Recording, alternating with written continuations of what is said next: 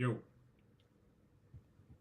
You know, Shawn, your song Hello. sounds just as good as from the first day I heard it years ago. Hello. I'll give you that. Hello. What's wrong with y'all today? Hello. What is wrong with y'all today?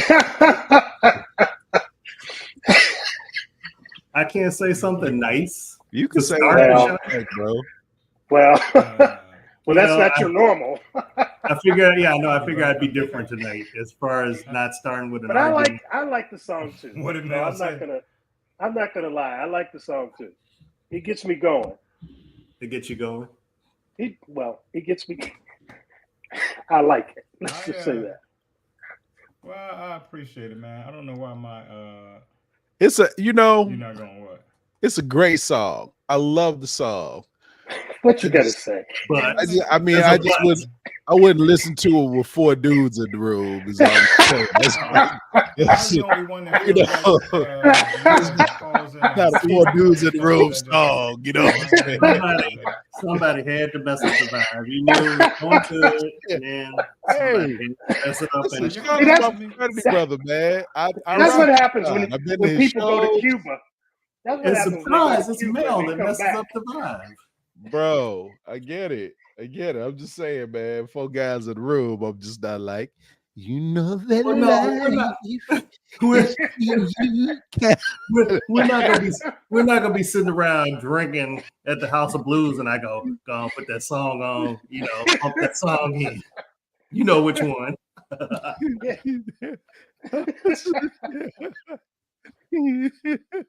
No. But it's a good song. As production plays with the size. Yeah, I swear. Yeah, I mean, I love the song though. So hey everybody, welcome to Live from the Cave, the internet edition, because we do not have to be on our P's and Q's on this version like we do on WGN and WCIU. My name is Mel Roberson, more affectionately known as the Voice of Reason. I'm usually the one that keeps these guys in check.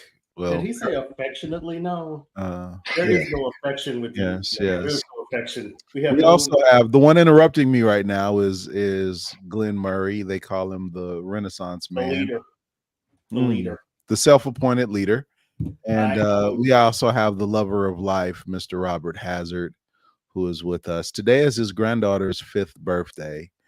And if you've watched any of our shows, whether it be online or the television show, you know that Robert really loves his grandchildren. So, hey guys, how you feeling, man? Welcome to another edition of Live from the Cave. So everybody do us a favor and say happy birthday, Miami. Robert, you can save it and show it to Miami. I know it's bedtime now, but you can show her tomorrow that you got her granddaddy got everybody to say happy birthday to her. So everybody, please get that chat. That's right. Please. Let's be obedient, children. Like the pastor said, let's all be obedient. That's right. Yep, that's right. Turn to your neighbor. And say, neighbor, Shawn is late. Hey, so man, what's going on? Oh, and by the way, ladies and gentlemen, Shawn Mason has just joined us. So good to have you, Mr. Mason. I'm glad that you could make it this evening for affectionately known as the Johnny Gill of the group. The second lead. I appreciate that, man. Y'all behind me. Y'all go right ahead, Shawn. Y'all almost made me feel liked in that moment. I don't always feel like y'all like me a whole lot. So we'd like you even more if we could hear you. Turn your you mic do know up. that Ricky was the original lead singer, right? Yes, I know. I saw the movie. We're off. I didn't mean to step on you. See, something. No, go ahead. No, everybody is kind of pausing and. Yeah, I think you have a delay, Shawn. There's something going on with your. Right. Mel, you look like you frozen now. With your, I'm not. I'm very much not frozen. No. I'm trying to. I'm very much unfroze. So I don't know if it's my internet. I have my heat on 72 in the house. Over here. Yeah. I'm everywhere. My level of frozen is unfrozen. Yeah, you were frozen on you were frozen on my screen, like you're frozen right now on my screen. So really, Shawn, you look like you're in the abyss. like you, So, like you're sinking underwater slowly but surely, and you're fading out. So Mel, there was a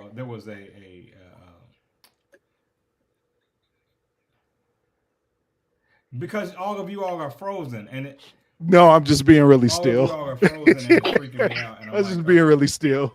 I'm not you frozen. are not that still. So, damn, you really were. That was, but it was a delay though. But it still was a delay. Like I heard him say that before I saw him say it. Like that's. Yeah, shot. We understand I don't know that you have cricket So I'm internet. thinking- So I'm thinking maybe I was I'll about to- reboot. I would have believed that if the sound lined up, Mel, but the sound didn't line up. Okay. So what do you want us to do? And not to offend so why don't I anybody do that has this? cricket Mel, I and was cricket, we gonna would love ask for you to you sponsor the about, morning roast, airing on the WGN. four-letter Houston, location you CW. recently explored, right? And I was going to ask you if Uh-oh. See, there he goes. There he goes. And there All he right. goes. so what are we So talking what's about new? tonight, fellas? What do we want to talk about here? There was an interesting topic I saw. We can talk about that. I sent it to Shawn, but way his internet is working, he probably won't get it until Saturday. But there was a picture of Jennifer Hudson and Common. Mm-hmm. Ooh. Yeah. And it had the caption, and it wasn't me saying this. Let me just say, whoever Winnie Bangsy is, that's who said it. I love you, Common. I feel like Common just dates whoever's got something decent or big going on at the moment to keep his name relevant. Because there's no way he wouldn't have been able to find the one yet. And I quote, end of quote. You know what the problem is? What? Go ahead. Common doesn't play Shawn's song at the right moment. Oh, is that what it is? Common needs to be like, you know that lie. It's true.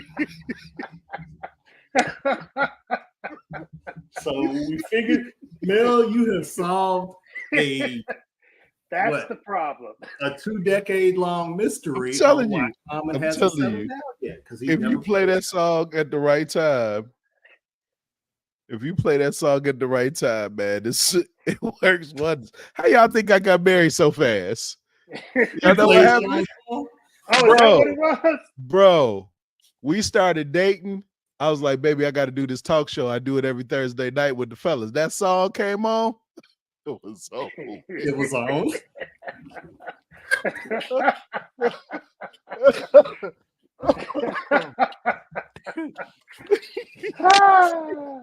So men who are single out there, all you need to do is download You Don't Have to Be Alone by Shawn Mason. You don't have to be alone. I'm trying to tell you, man. And now is the right time to do it because Valentine's Day is what, 2 weeks away? It's so coming. Now it's coming up. I'm gonna start playing that song. Hey, I heard a great trick though. You need to play that song, bro. Robert probably doesn't need to play that song.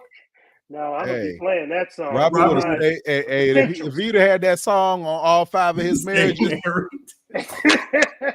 it'd have been something else. Now it's up to 5 marriages. Okay, ladies, don't believe Mel. That is not true. I heard another trick too. I always give advice in side chicks. Well, this is my advice to dudes.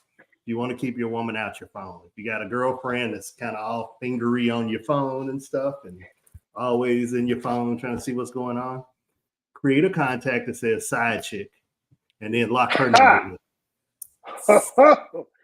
Ladies and gentlemen.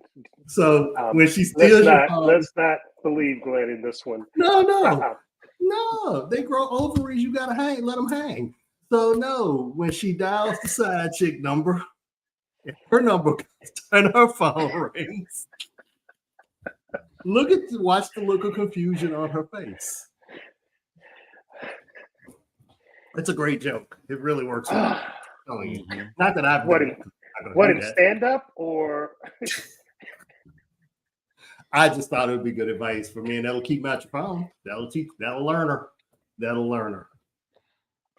Well, man. That's all I got. Robert, give us a good topic to talk about, brother. Yes. because we know you've been practicing. We don't. So for those of you that watch the regular show, I guess this is the regular show. Watch the other show. We're very snappy to the point, which we could probably practice a little bit more of here. But this is a more relaxed, organic. Not that the other show isn't organic, but this is more organic. And this is Robert's training ground because Robert wants to be the host of the televised show. So come on, Robert, what you got for us today? Yeah, you whispered to me on the last time we taped the show, it's going to be a new king. It's going to be me. That's what you said. So here you go. So here you go, fellas. Here's a question for you. I was looking at a post that recently I saw on social media regarding, this woman, great body, everything, and she said her rent is roughly about $1,700. To get her hair done is about $300, and she said her clothes was about $500. This is a month, by the way, $500 a month that she has, as well as her nails, things like that, were all in the equation. But the question was, if you step to her, you have to be paying at least $3,000 because she's already covering, the other stuff, right? Which is the rent, the hair, the body, and all the other things. What do you guys? No, Mel, you're married. What do you all think about that? I'm married, but I still got an opinion. He was like, Mel, you're married, so you can't talk about it. You don't count no more.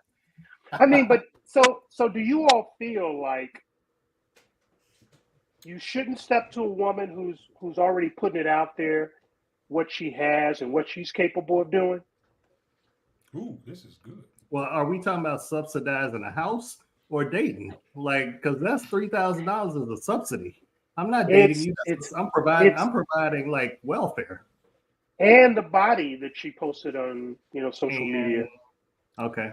So Robert, you got a lot of Instagram models on your page. How many fine women do you have on your page? You notice I threw that over to you. I did. So you got about, I'd say out of your 3,000-4,000 friends, you probably got about 1,000 Instagram models that would qualify as fine, right? Well, yeah. I'm sorry. See? So that means that they're not as rare as she would probably think. I'm sorry. Can I get caught up real quick? Robert was running the show here, Shawn. You were absent, and Robert took over and has been doing a great job. Well, hey, I am proud of him, and he can grab that baton any day that he wants to grab it. It's part of his therapy. But so would you step to a woman like that if she's already telling you that to date her is going to be around $3,000? Would you? That sounds like an escort service. That I was sound like a well. Get out of my head. Since Robert is determined to not catch me up on what the hell y'all were talking about, I actually asked to be caught up, and Robert just continued to talk about whatever. So here's really quickly. Mm-hmm. Lady posted something on social media. Bad body. I'll send you the post, Shawn. I know you probably love her. Oh wow. That she's already paying $1,700 in rent. I don't know if it's a mortgage, but rent. She pays about $300 a month to get her hair done. Clothing, is about $500 or so. So you're already up to over $2,000. And she's saying, though, for a man to step to her to say, hey, let's date, let's do something, he has to be bringing something to the table in excess of $3,000 a month. And would you take the challenge? Challenge. Hell no. But I have questions despite that. I mean, is the TNA and she's beautiful. About? Yeah, but that's what she's bringing to the table, her beauty? That's what she's bringing to the table. Yeah. She said in the post that sexual activity would happen at least 3 times a week. Okay, that's not special. Well, when we get married, it goes down a little bit, but that's another story. Yes, Thank you, Robert. speak for your 5 marriages. Look, I couldn't wait to see what Mel was going to say. When you said that. He keeps giving me 5 marriages, but lately Please, it's not gentlemen, my 5 virgin marriages. ears, we don't need to talk about. Hey, man, it's so much wrong with what she said that it almost isn't even worth. But she's beautiful.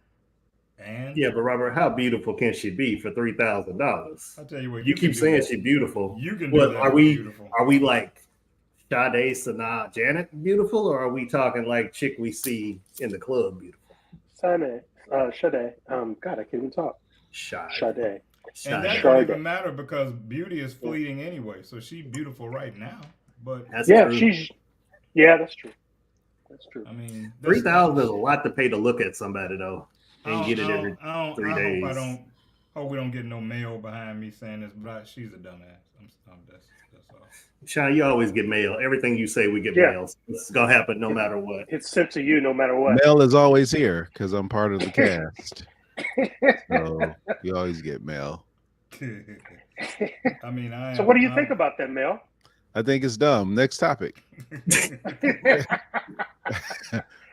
I concur. I think it's particularly Translation, what those two said is dumb. And I'm like TK Kirkland. Who raised you? Like who raised you? Hey man, Mel sent me something not long ago. I was gonna ask you guys about it. When I say not long ago, I mean like really not long ago. But it was about the educational struggles that we have in the area of math versus a country like Japan. Mm-hmm.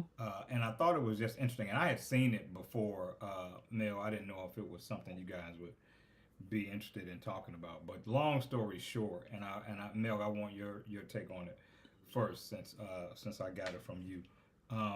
Long story short, they were trying to figure out. Some people were doing a study. They were trying, and Mel, anywhere I'm wrong, just let me know, because I'm kind of trying to remember. Sure. They were doing a study on why American children seem to be struggling in the area of math so much more than children in Japan. And what they ultimately learned was that the children in Japan studied in groups, and the children in the U.S. tended to study and struggle by themselves. And I think that they were trying to make a cultural connection. That struggle, maybe, Mel, is something. It was two parts of that. It wasn't just the group part, but the other part of it was they call the struggle zone the actual sweet spot, because that's where the learning happens. And so in America, we have the propensity for, if it becomes too challenging for a child, we either put them in some type of lower studies, we give them an answer, we assist them, we don't let them figure it out for themselves, or we give too much of a clue that doesn't allow the child to develop the skills necessary to figure it out. While in Japan, they'll purposefully give children wrong answers and make them figure out where, or part of the equation will be wrong, and they'll make them figure out where the error lies. And so for us, ultimately the post was saying that struggle is necessary for greatness, and we minimize struggle here. Controlled struggle, we minimize it. Now, this is another thing, the systemic struggle, right, that is imposed on certain classes, races, and people. That's a totally different thing. But the organized struggle in which people learn or can learn from is not given to us in ways that provide us the opportunity to develop the mental muscle necessary to succeed. Yeah. I can see that being valid, especially I think because in America, you can't hear me still. No, yeah, we can hear you. You're low. We can hear you, but you're very low. Okay. What about now? I shouldn't Yeah, it's still low. It's still low. Yeah. You want my mic? How would that work, Rob? I'll figure it out, man. Y'all gonna make me go get something to eat in a minute. I think. Do you think it's because we have a tendency to coddle our children? I think we have a participation culture. I think we want to give everybody an award for participating. That's part of the problem right there. We have bigger celebrations for 8th grade graduation when you still got 4 years to go. We want to give everybody who finishes 9th a ribbon. You want to tell people good job if they make an F. We just do a lot to make failure acceptable or mediocrity. I won't say failure because not everybody fails, but we make mediocrity acceptable. And I think that's a problem. But haven't we been doing that? Huh? No, but haven't we been doing that for a minute? Because even when, for those of us who ran track or those of us who have competed in competitions, you've got the first level, the second level, third, and almost like the consolation prize, right? I could see 3 levels, but if you just showed up and got a ribbon, no, that's a problem. Yeah, no, you don't deserve a ribbon. You didn't do no. Yeah, but I think that's hard for us. I think it's hard for us to implement that because we want to encourage people from a motivation perspective to continue to show up, right?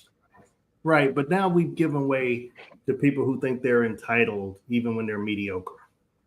I mean, even the way we elect some of the politicians, we've got one of the most mediocre Congresses you ever want to see. You got a bunch of average people that don't know their head from a hole in the ground who are making laws because they sound good on TV. They have a voice. Yeah, they have a voice. They may be spewing BS, but they have a voice. So now we have a group of just average people working on extraordinary things and creating mediocre results. So we're not getting the best and brightest where we need to get them because we reward mediocrity way too much, and we accept mediocrity way too much. So, but I mean, and we do. I mean, it's just kind of, and I don't know that there's a solution for it. I don't have an answer for it, but it's just this is how I feel about it because I see so many people expect a lot for doing nothing. And I was talking to a friend of mine who was interviewing some people, and he was interviewing somebody who was out of college for like a year, and they wanted a VP title. And I'm like, a VP of what? You've mastered nothing after a year of work. Unless you're like a super gamer programmer or something like that, super techie or brilliant. No, you don't get that. So it's like just the expectation that people owe them something. Yeah. Is Mr. Mason, are you back with us on your mic, or you think? Can you hear us, Shawn? Or is it cut us off? Can we talk about it if he can't hear us? Well, maybe, yeah, he can't hear us, so we can talk about it. Shawn, we really don't like your song. We just was doing that to butter you up. Can you hear us? He can't hear us. Oh, this is perfect. Okay. He totally can't hear us. He's playing this really well. Oh, yeah, either he's that or he's faking it. Okay, so he's off camera now, so he can't hear us or see us. Shawn, the Morning Roast. I'm hosting the damn show next time for season 2. I'm the host. You hear that, Shawn? And you can't do nothing about it. Oh, he's gone. I was looking at the comments and I see Alicia had mentioned something about we don't invest in education in the U.S. or pay our teachers. There you go, Roger. Thank you. True. Pay our teachers enough.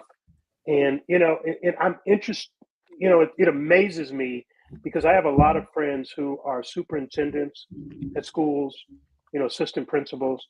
And I am amazed at the work that they do, but the small amount of money that they get for doing it. Yeah, teachers can't even decorate their room. You have to donate to help them decorate their room. That's crazy. Yeah, that is crazy. Books are old, and school boards are run by people who barely finished high school, and they're making rules and they're putting books or taking books out of school that your children should read.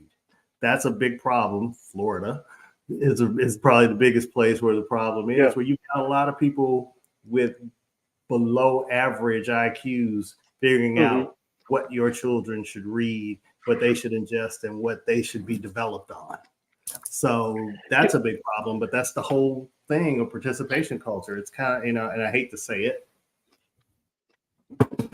ministers, I'm sorry, but kind of like people who volunteer for stuff at church. It's because they have the time on their hands because they don't have the full-time professional jobs to do stuff. So yes, they can run the singles ministries and stuff like that.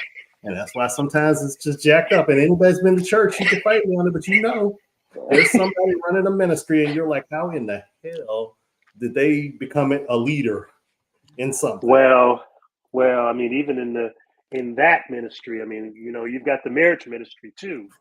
But yeah, I know. But people that are in the marriage ministry. Why is it always somebody cheating in the marriage ministry? That's all I got to say. That's my question. That's what I was question. Thinking. That's all. But they've got words of wisdom. Can you hear me any better? No. A little bit. Yeah, a little bit better. Yeah, we could hear you, man. Did you hear what we were saying before you went out? You didn't hear what we were saying before you went out, right? No, y'all talk about me like a dog. It's all right. No. We said some great things. We talked about your song. Baby making. When do you guys think I personally think the whole give everybody a trophy thing, I kind of think it's counterproductive. I believe that, you don't, especially in things like athletics and like that, I get it, but at the same time, I think that it can be counter to teaching a kid the true value in competing and trying to be the best, because as long as you get to walk away with something, some kids are totally fine with that. They don't, it never teaches them that for the next level of hard work, this is what you get. You know what I'm saying? Like, it doesn't teach them that. I think, somebody would call you a monster if you say, don't give the kids a trophy. But I'm just saying, I see why it could be problematic for, people. But what's the measuring stick to get better? I mean, that's the equivalent of the Bears hosting a Super Bowl parade for finishing last. It's the same thought. It's the same logic behind it. It's like, we're just going to celebrate because we won 4 games or whatever, however many. Not picking on the Bears, but it's like them holding a Super Bowl party for finishing 4-13, 14. The major challenge is it sets such a low bar or standard, and the expectation of receiving for minimal effort. Or in some cases, it may not even be minimal effort. It could be maximum effort with no results, which will never give you the burning desire to get better. Right. You made a point. You talked about your daughter running last year in a track meet, and she ran against upper class girls, and you were like, oh, she learned these were upper class girls, so it's a little different result. But that's going to make her better. Yeah. Eventually, that lesson that she takes from that is, I know I got to train harder. I know I got to develop better. These are the things I need to do and take from that and grow from it.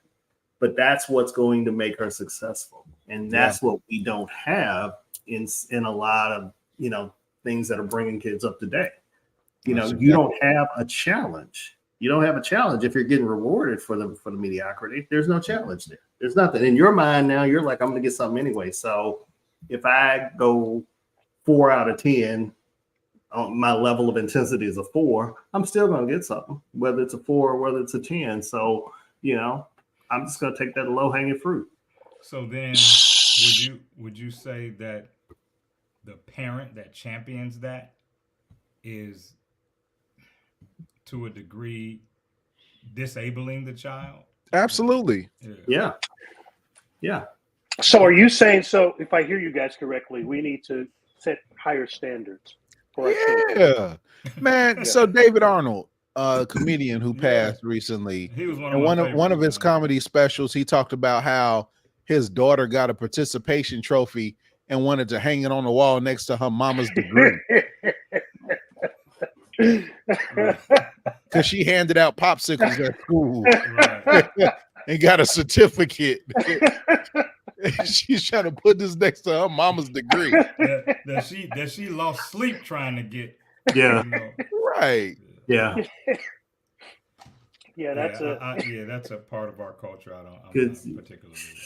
Yeah, because hanging out popsicles ain't like wanting to kill your advisor because you get that one class. We've been there. If you get close to getting the degree, there's that one advisor that, if you know, on in one of them days, I got to make that moral decision. Right. See you coming outside out and school. Decided, okay, I'm finna wreck this whole train. Well, we all had a professor that didn't like us, and tried to make things harder for us, Absolutely. Hey man, did you guys hear about the there's a restaurant scam that's going on through dating apps? Restaurant scam? Yeah, scam that's through going dating on apps. through dating apps. So what's happening is they will. So say you're on, let's just say Bumble, right? That's one, right? You're on Bumble, you meet someone, you guys are having some really nice interaction, and you decide to do dinner.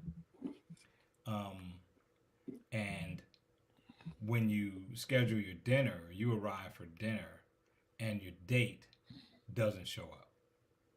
And so after 10, 15 minutes, 20 minutes, you go and decide, hey, let me look at their profile, and it's gone.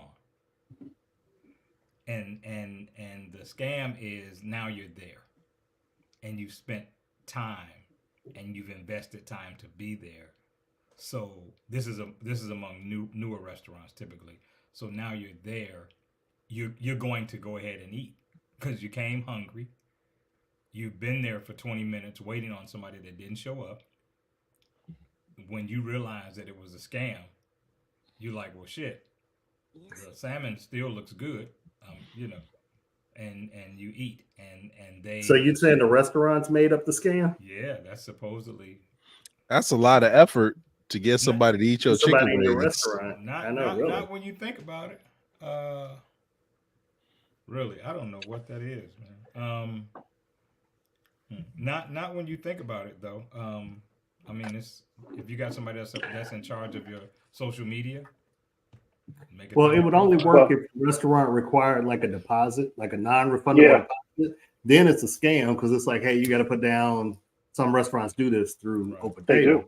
If you use Open Table, they require like a deposit, like $50, sometimes $100. Like Maple and Ash, I think wants $100. Yeah. Miss Padilla just said restaurant catfishing.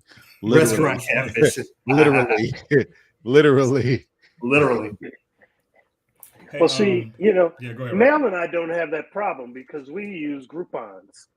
So, we don't have that problem. We're good. Your restaurants don't catfish because, hard to catfish at Captain D's. Hey, they got catfish nuggets, though. They got catfish nuggets with fries. Tater tots. Man, don't let it be some loaded tater tots, boy. Oh. Man. Okay, I'm not sure this is the way you wanted that to go, Shawn, but okay. That's interesting, though. Catfishing by the restaurants. Man, is it times hard for the restaurants like that? Yeah, we can hear you, but you at y'all whispering to us and stuff. I was told I could listen to my radio. Yeah, he got his. I listened to it at a reasonable volume. You sound like the dude on Office Space. Office Space. They told me my desk is down here. Am I better? I guess I'm not because y'all are ignoring me. We're gonna put you in the basement, Johnny. The dungeon.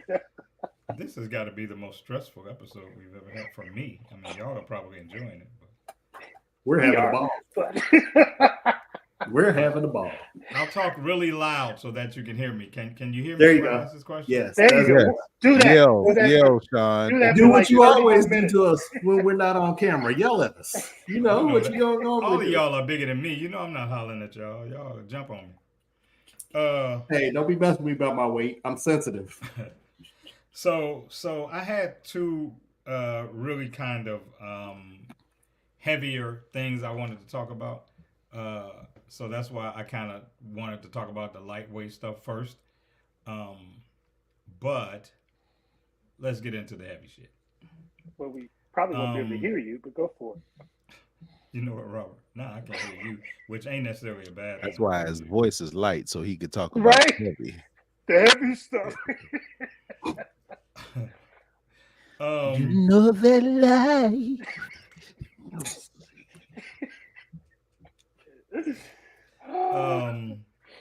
So listen, man, I have, need a believe it or drink. not, I just and when I start talking about The one thing not heavy is Shawn's voice. Oh, Roger's back at it again. Roger, woke up. when I start talking about what I'm trying to talk about, y'all gonna be like, okay, this is a bummer. He's really bringing us down. Are we gonna wish you were quiet again? Did he just wait a minute? Did Raj do that? Oh, Yeah, okay. he's just being an asshole right now. So I just came from the viewing of a friend that I've probably known since kindergarten, right? This morning I got word that one of my dear college friends passed away. This is the fourth one this month. Wow. Four Sorry to people, hear about that. One more like an acquaintance, you know, but it certainly wasn't good news, you know. And then 3 people I really consider to be friends of mine, you know. And it made me wonder how we are all dealing with our mortality as we start to get older. And no shade, you know, Robert and I being the 2 older of the 4 of us, Robert being years beyond me, of course, but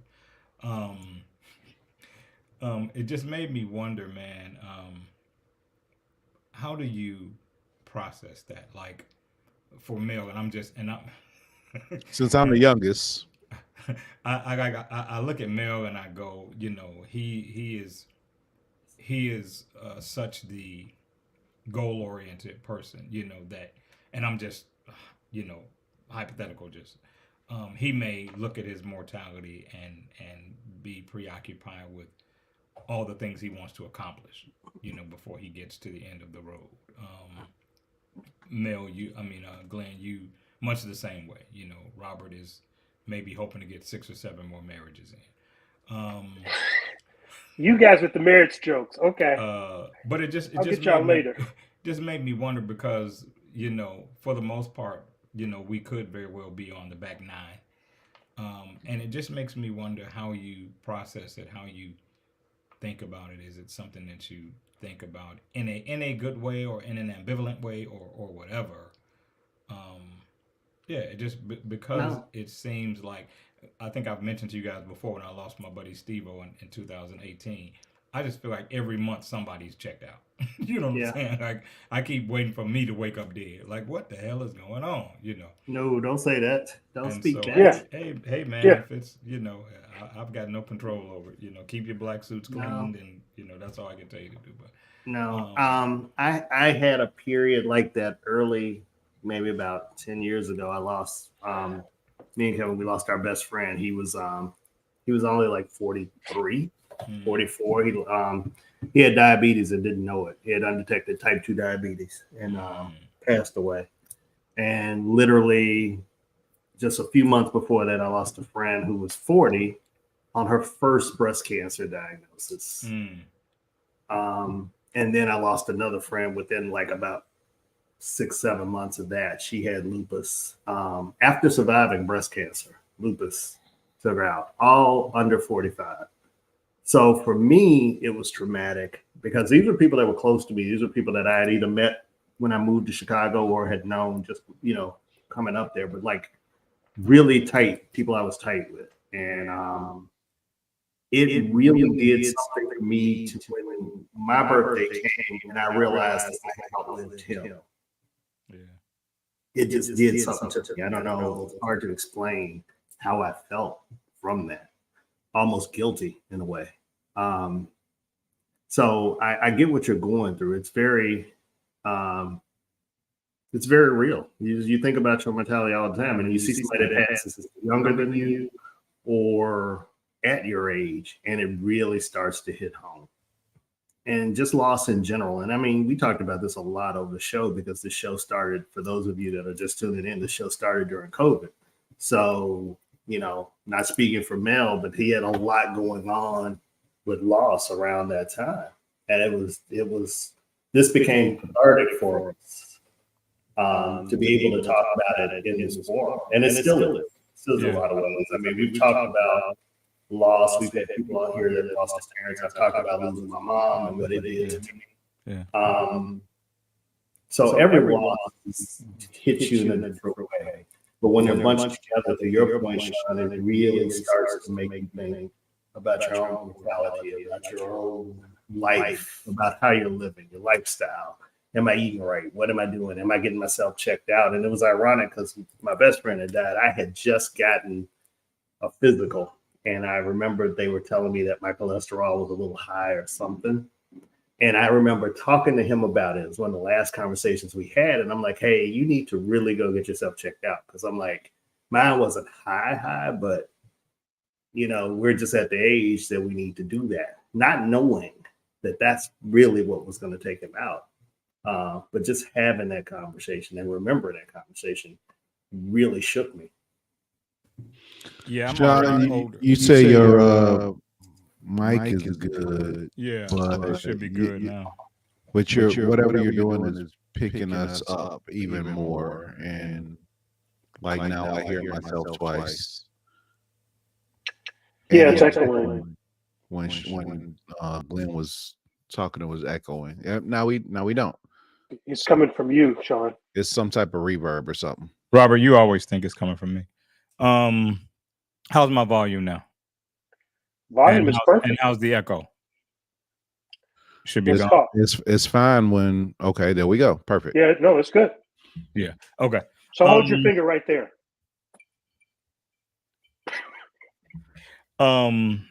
Yeah, I'm already older than my mother was when she passed away. And so I think about it in that regard. But then with the multiple loss of the friends, it just kind of heightened it, you know, a bit. And I think the one thing that I find interesting is that if there was ever a period of time where I feared it, I no longer fear it, which I find interesting. I think there was a time when I feared it, but I think I was maybe defining it as fear, and it wasn't really fear. I just didn't know how to actually define it, so I just decided it was fear. I think it might have been more about maybe a discontent with what I've done or what I've accomplished, or, you know, and other people always define what you've done very differently than you, right? And so while maybe I feel like there are a host of things I didn't do, there's somebody that thinks I did all this shit. You know what I'm saying? And I'm like, you may think that, but that's kind of not the way I'm experiencing it or I feel it. But yeah, Mel, did you chime in about this at all? I don't even really. Yeah, so for me, it's just a be where your feet are situation, because we really don't know the day or the hour. And when we're dealing with grief, we spend a lot of time preoccupied about things we can't really control, honestly. Unless it's things like, you know, your health, right? Or your drinking, your ability or willingness to exercise. There's so many things that you can do to prolong your life to the best of your ability, but at the end of the day, we don't know when the last breath will be taken.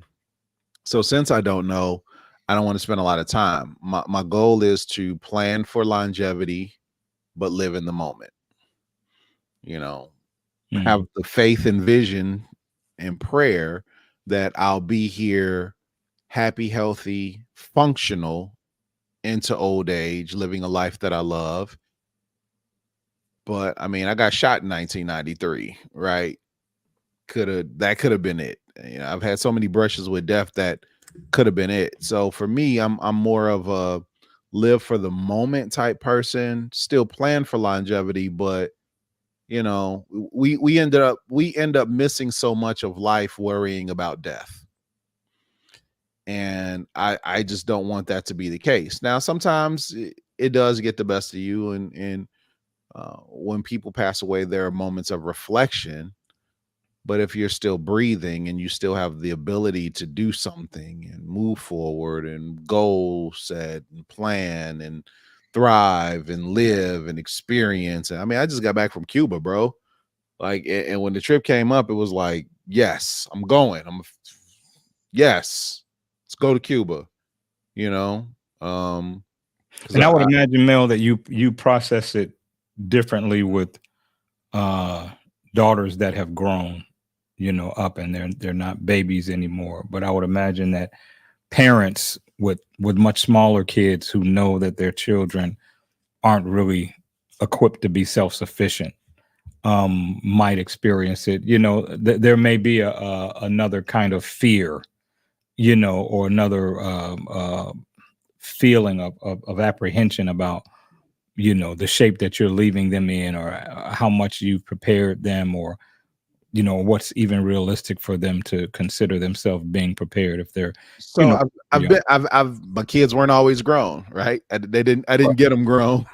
Right. No, I get that. I hear you. What I'm saying is, as long as you're doing things to the best of your ability with the time that you have, that's all you can do. So yeah, you want to prepare, you want to make sure their insurance policies and investments and they're set up straight for life. But there's another post that I saw that said something to the effect of, you know, 100 years from now, somebody else will be living in the house that you're living in. All of your possessions will either be discarded, or people will keep the few that they want. It's just all of these things that we worry about when we're alive that 100 years from now really don't matter. So when you look at it from a different perspective, and I'll try to find that post and send it to you guys, but when you look at it from that perspective, like, what is it that we really worry about? You know, and yeah, based on your faith and religion and all that other stuff, we talk about the afterlife and what it's like to be in heaven and streets filled with milk and honey and all the things. But hell, what can you do once you're gone? Like, you know what I'm saying? Like, what is it you really can do? Yeah, I got stuff in place for my kids, but if I didn't, they would have to figure it out. And when I'm not here, I assume that I don't have any feelings about them figuring it out. Personally, Robert, what do you got?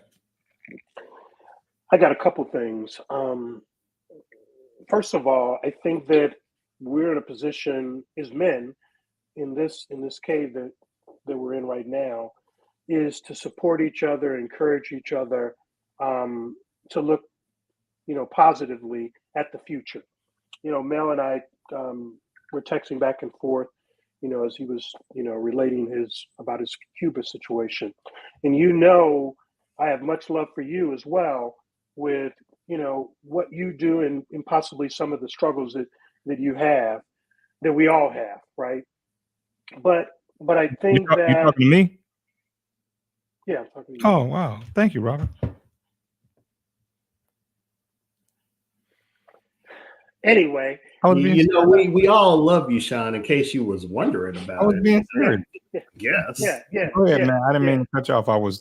Yeah, but I think but I think that we're here to support each other, and I know our viewers don't necessarily see that, but, you know, we have heavy burdens that we have to deal with and go through. So we're here for each other. Death is something that, as Mel said, we can't predict. We know it's going to happen, but while we're here, let's make our legacies last, and live life and encourage others to do the same. y'all didn't hear what Robert just said. What did he say? He said, you know, I know we're here to support each other, and our viewers don't necessarily see that. Yeah, I heard. They think we're at each other's throats all the time. They don't know to what extent, you know, that we really like each other, you know, but or not. but I think that but I do think it's really important, Shawn. So I understand the fact that you lost a number of your friends, and Mel had the similar, experience, and it's not something that we talk about or we're excited about. Yeah. But man, we have an opportunity to leave a legacy, to encourage each other. That's that whole piece. Once you see the documentary that 220 is going to produce about the term lover of life for me, and and why that's important. Yeah. For me as well. I'm I'm here for you. I will say this, different than the person that Mel cited about, in 100 years, somebody else will be living there, and and none of that stuff will matter. That's probably where I disagree. And I think that's probably where, if I have any apprehension about death, that's kind of where it lives. Because for me, I think ultimately what I want to do is leave something that is timeless on some level.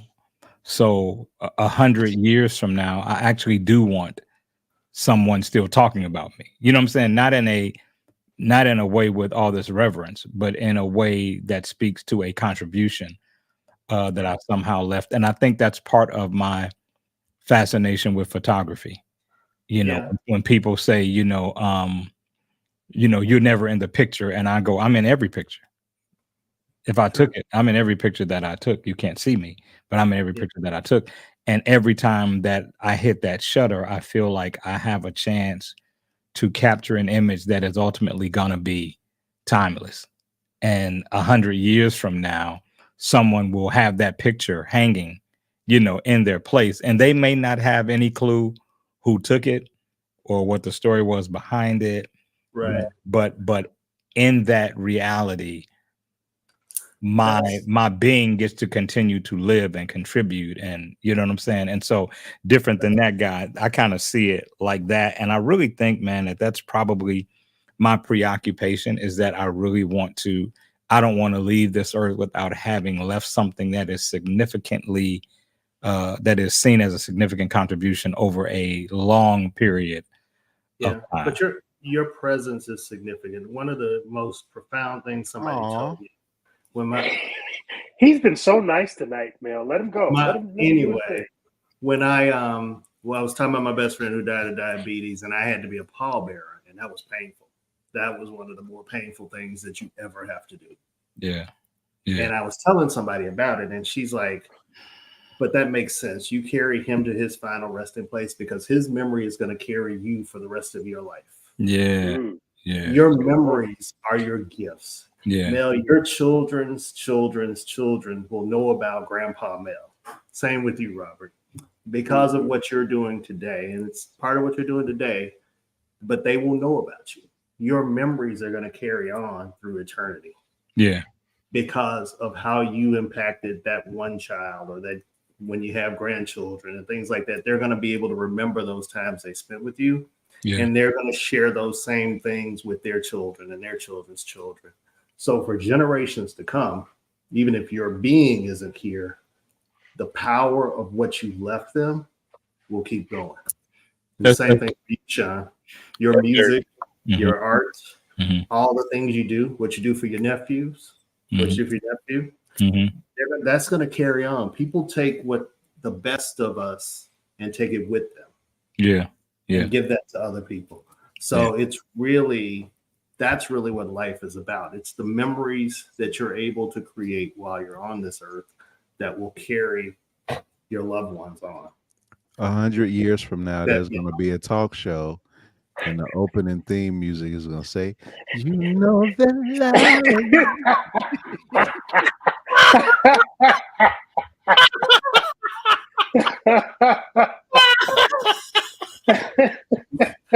I'm done. That's it for me today. No more talking. Mel, that was pretty good. That was good. That might go down as one of your more classic moments, man. That was pretty. Man, I feel like we need to say the doors of the church open. Are open. I know. I got to speak at a church conference tomorrow, so I guess I'm warming myself up. I don't know. I'm actually talking about finance though, so I don't know how this a little different. What I hate, open man. Your wallets, open your purses. what I hate, man, is that that we had technical difficulties, early on something. You had difficulty. Yeah, okay. We were Mother, fine. all right, mother. You right. We were fine. See, You hear me now? they love me so much that they threw me under the bus. Tough love. It's tough love. I thought we was a team. I thought one of us have a problem. We all have a problem. Clearly, that is not the case. Because I wish we could have unpacked that even more. You know what I'm saying? That's and again, that's the beauty of this show, and that's one of the things that I didn't get a chance to talk about, and I'll put it in the parking lot for the next time we get together. But that is really, man, what we need, what we are able to do.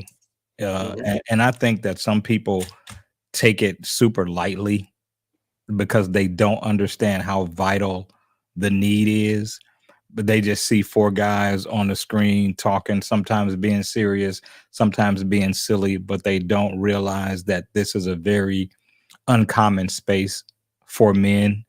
It's certainly not offered to men, and most men aren't brave enough to take it for themselves, especially with other men. You know what I'm saying? And so that's the beauty of this show, man. And that's one reason I appreciate you guys so tough, because this is something that we need, this outlet, and it's not about excluding women as much as it is about being inclusive for the male population, man, and what we need to to encourage each other and uplift each other, and and make sure we're okay. So I know we about out of time, man. We got about 2 minutes. You're very welcome, Deidre. Mel, maybe next week, man, you can give us some poetry or something, man. I feel like it's been too long, man, since you dropped some. Or he hasn't done his the next time song. we get together. What'd you say? Remember we had the songs? Remember we had the playlist? playlist? Yeah, he hasn't done that. Playlist. You know, We haven't done the playlist, man, in a long time. Man, we've been on national TV. What are you talking about? But we need a Nobody playlist. been thinking about no playlist. We got to get clearance for them songs on national television. National TV. But we can Spotify. Yeah. Oh, that was good. All right, let's do it. You give me a power song, a pump you up. You hear this song, you feel you could conquer the world. You ain't got to do 5. Just give me one. Mine is Show Me What You Got, Jay-Z. I could get up to that every morning, man. That could be my alarm clock. All I do is win. DJ Khaled? Yes, all I do is win. No matter, that's my walk-up song. Mel was so disrespected. Okay. I like that. Oh, you're talking inspirational, or are you talking? No. Mine ratchet as hell. Yeah, because mine is just about the beat. It ain't about the lyrics at all. Right. Lose Yourself is, yeah. Lose Yourself is good. Yeah, that is. That's a good. Come on, Robert. What Isley Brothers song you? No. I was just thinking about it. Mel, he finna say something about a Manhattan. Ain't you proud to beg by the Temptations? The main ingredient. Right. Something in the past. Songs, right? My right. girl. Right. Tyrone Jackson, or we can throw some Stevie Wonder in there. Hey Love.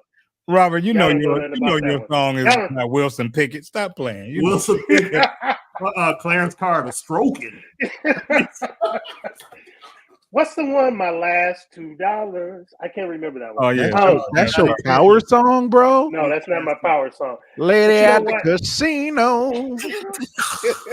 Spend all stuff of money. Robert got another Johnny Taylor song. Members only. It's a private party. But these last 2 marriages. Mel, last $2. Man. Y'all gonna get off me. Y'all gonna get off of me on these things, man. The remix. I got some Mary J. Oh, these last 3 spouses. but these last 3 spouses. Oh God. Oh God. Yeah. Mary, Man, see, I can't do this with y'all no more. oh, I'm done with y'all. That I'm did done it. with y'all. oh, I'm that was done. oh. I'm done. Okay, I I'm got to done. do a Mr. Roberson Daily Double because last week it was Dave when he burned me on Never Gonna Get It. And Mel with these last 3 marriages. Oh, and you had to echo that. Okay. All right. I'm All sorry. right. I see. I see how this That goes. was good. That was actually I see good. how I'm I'm in tears calling it behind that sick. one. That is I'm Mel calling it sick Mel after has this. low key been at his comedic best on this evening. Yeah, Mel was not going for the participation ribbon this time. He went for the gold medal. No. He said he I was need to going, win. yeah, he was taking off heads. He came for Yeah, next. he was like, All I I'm do coming is for win, Glenn. That was I'm your fault, bringing- right? I'm bringing my mic next week, so that's all right. Oh. That's all right. I got y'all. I got something for you. Hey man, maybe because I had technical difficulties. Our show ain't ready for this one to be over with, but I'm surprised they're not giving us a hard time. I am. You know, Roger and Keisha probably fell asleep. You know, it's past their bedtime. So One go for the alimony, other one for the child Roger, support. wait. That was a test. I just wanted to see if you were awake, Roger. That's all. See, you see how they treat me, ladies and gentlemen. I mean, I should not have to accept this kind of abuse. All my exes live in Texas. That's why I reside in Tennessee. Tennessee. Yeah. Hey, do we hey Glenn, before we get out of here, do we well, I guess probably not. I think I know the answer to that. Never mind. When are we back? When are we back here, man? When are we doing this again? In 2 weeks. We'll be back in 2 weeks. It's the Valentine's show. You know, Keisha's gonna make us dress up, right? Gonna make who? Right. Make y'all dress up. Keisha ain't the boss of me. He's saying the boss of you? All right. Shh. I said that between us. I might be in an undisclosed location. When is this show? Well, you. Hey, everything's still new over at the Roberson house, so he might not be trying to mess with us. It's gonna stay new too. It's gonna stay new too. Little role play might be going on. Ain't no. Mel gonna be like, Poppy Grande. The thoughts and opinions you represent. Gonna come in with a Nehru time around over his arm. Like, can I get you something to eat, man? Is there some plate I can fix you? You know what's crazy around this time? One of the commercials I've been in ramps up. I forgot the name of it. Oh, Essence Suites. There's a hotel out here called Essence Suites. And I was in the Essence Suites commercial, bro. You were? Oh, that's funny. You were in the commercial? It's about some years ago, and it's about to be Valentine's Day. So I know that commercial is for to be. Every year I get text messages with screenshots of me and my girl Tali, and she's like a sister to me. So we're in there, and the director's like look lovingly into each other's eyes, and we're like, trying not to laugh, right? Y'all trying not to laugh. But yeah, man, the Essence Suites commercial every year without fail. I've been in the Sybaris commercial too, so I mean, I get it. I just commercial. That's the one where they were recording people. They had the secret cameras, right, Rob? I'm just saying. Hey, Glenn, you know what I said? I just been Sybaris. I haven't been in the commercial for them, but You just been to the Sybaris? I just been to. I heard they had like the indoor hot tub. It was some of the most hood ratchet hoteling ever. Was it like a heart? Why has production let us go over an hour? Is what I'm trying to figure out. Hey, did you know they had the swings that the slides? Hey man, I explored every option that they offered. Join us, Indie TV, where you will see the talk shows, movies, drama, action, and comedy. Be the first and see it first. Sign up now for free